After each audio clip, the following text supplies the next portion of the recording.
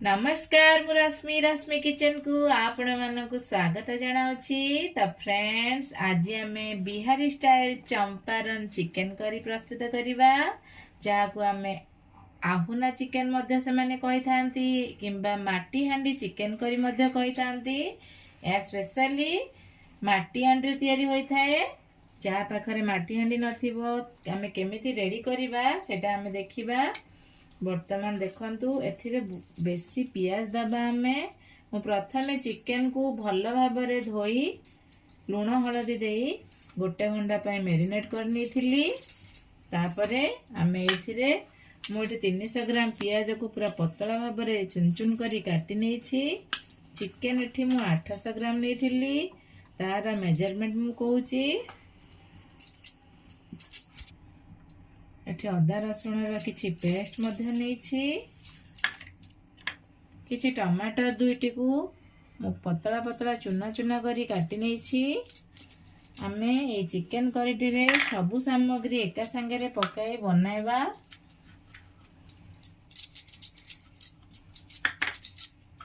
एठी मु चिकेन मसला लंका पाउडर धनिया पाउडर जीरा पाउडर गरम मसला एवं गोलकी पाउडर एवं किछि भल कलर आसीबा पाई काश्मीर लंका पाउडर मध्य पकेछि। वर्तमान आमे एथिरे 2-3टी तेजपत्र दबा 2टी टालचीनी मु देछि एवं गोटा अळैच 3टी देछि लवंग 4टी देछि एवं मु किछि गोलकी देछि 8-10टी 2टी गोटा सुखिला लंका देछि कंचा लंका 2टी को फाड़ कर नहीं जाइछि एवं देखंतु लेंबू फाळे मध्य आमे एथिरे दबा।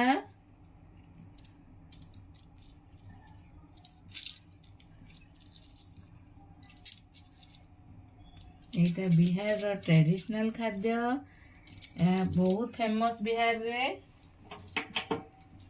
देखंतु जोटा हमर मेन सामग्री सेटा होछि आमे गोटा रसुण एथिरे आमे गोटा रसुण भल भाबरे 3टी मु धोई दे देछि।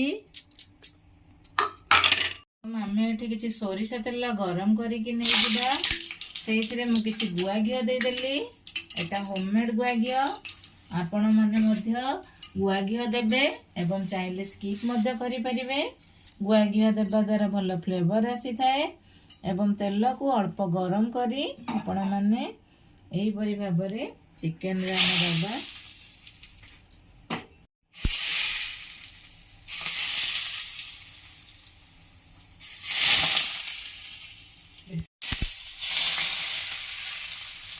ए गरम तेल दबा। देखंतु केते सुंदर भल बास्ना आसुछि हमर गरम तेल देबा द्वारा।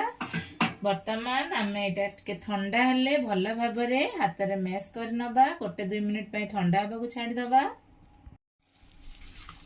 तो यही परि भाबरे आमे भल भाबरे सबु चिकेन को एवं मसाला सबु को आमे 5-10 मिनिट जाई भल भाबरे गोळेबा। हमर आउ परे किछि काम नाही डायरेक्ट आमे तरकारी बसेबा। सबु प्रोसेस आमे एठी करिले एई प्रोसेस रे आपण माने मध्य बनांतु देखिबे बहुत टेस्टी लागे। मते लागे सबु चिकेन करीठु एटा बेसी टेस्ट। आपण माने मध्य करंतु बहुत टेस्ट लागि थाए चिकेन करी। मु भल भाबरे देखंतु गोळै सारिछि। आमे वर्तमान याकू 20-25 मिनिट पाई किंबा आपण पाखे जाई बेसी टाइम अछि 1 घंटा पाई मध्य आपण माने छाडी परिबे। आमे भल भाबरे कवर करी याकू रेस्ट पाई छाडी दबा। तो देखंतु सांग माने वर्तमान मोर 45 मिनिट हेई सारिछि मैरिनेट करिवार। वर्तमान गोटे प्रेशर कुकर रे आमे बनेबा। आम पाखरे तो अबे माटी हांडी अवेलेबल नाही। चलंतु मोर प्रेशर कुकर टी गरम हेई सारिछि। हमें ए सब जिनिस को दे दबा। वर्तमान देखंतु हमें एही परि भाबरे एथिरे जम्मा भी किछि पानी दबानी। हमर एही चिकेन रु एवं पियाज रु जो पानी बाहरिबो सेइथिरे मई हमर तरकारी रेडी हे जिवो। ବର୍ତ୍ତମାନ ଆମେ କଭର ବନ୍ଦ କରିଦେବା